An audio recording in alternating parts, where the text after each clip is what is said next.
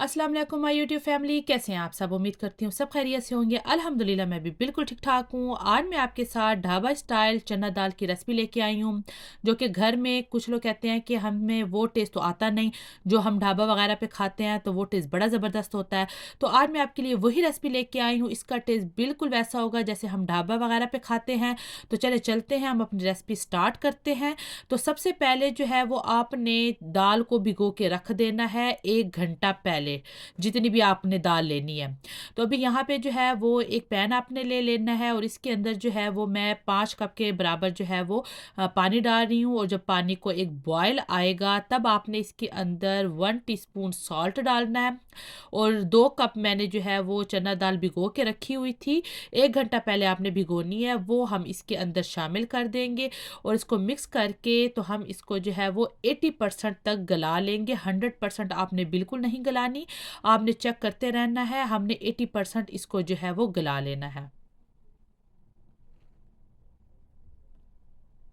यहाँ पे देखें कि दाल जो है वो बहुत अच्छी तरह से जो है वो गल रही है। अभी मैंने यहाँ पे चेक किया तो मुझे अभी भी थोड़ी सी कसर लग रही थी। तो बस 80% जो है वो मैंने यहाँ पे गला ली थी। और अभी हम ये जो पानी है एक्स्ट्रा, इसको रिमूव कर लेंगे और दाल को जो है वो अलग कर लेंगे।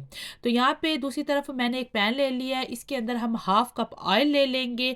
और इसके अंदर आप कुटा हुआ या फिर चॉप किया हुआ जो है वो गार्लिक डालेंगे, मतलब लहसुन डालेंगे। और इसको आपने जो है वो कुछ चंद सेकंड ही बस ना थोड़ा सा पकाना है। आपने इसको डार्क ब्राउन नहीं करना है, बल्कि हल्का सा जो है वो ऑयल में ये पके जब, तो इसके बाद हमने इसके अंदर जो है वो जिंजर डाल देना है, अदरक बारीक बारीक काट के, 3 से 4 अदद जो है वो ग्रीन चिली डाल लेनी है। और ये साबित गोल मिर्च जो कि तड़के वगैरह में यूज़ होती है, तो हमने ये डाल लेनी है। ये डालने के बाद आपने इसको मिक्स करना है और आपने 2 से 3 मिनट इसको ऑयल में पकाना है, ताकि इन तीनों चीज़ों का जो अरोमा है ना, वो आपका जो है वो ऑयल में आ जाए। ये तड़का एक टाइप का जो है वो हम रेडी कर रहे हैं। तो जब तड़के की मज़े की खुशबू आती है ना, तो उतना आपने इसको पकाना है।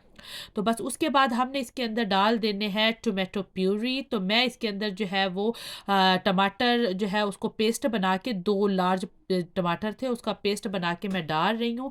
और उसके साथ ही हम इसके अंदर अपने सारे मिसाले, 1 टेबलस्पून धनिया, हाफ टी स्पून जो है वो हल्दी, 1 टीस्पून हमने कुटी लाल मिर्च डालनी है।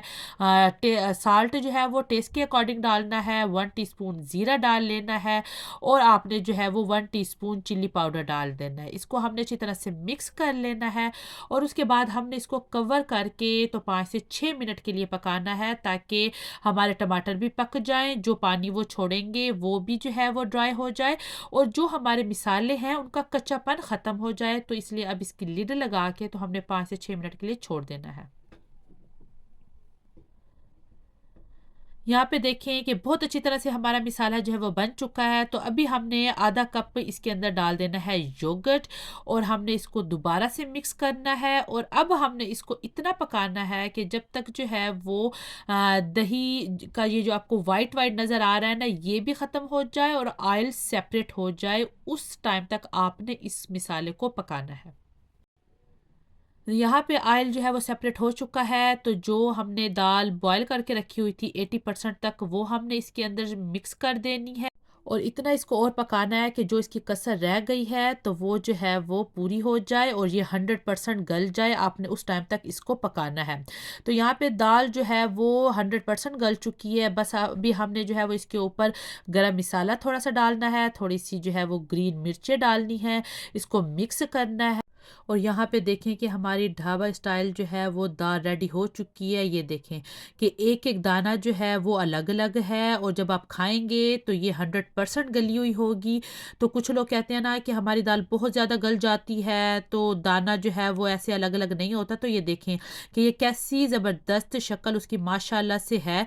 तो बस अभी हम जो है वो इसको गार्निश कर देते हैं। और फिर मैं इसकी जो है वो आपको फाइनल लुक दिखाती हूँ कि यहाँ पे जो है वो हमने थोड़े सा सा जिंजर डाला है बारीक काट के, और फिर उसके बाद धनिया आप डाल लेंगे, और ज़बरदस्त सी जो है वो ढाबा स्टाइल चना दाल हमारी रेडी है माशाल्लाह से।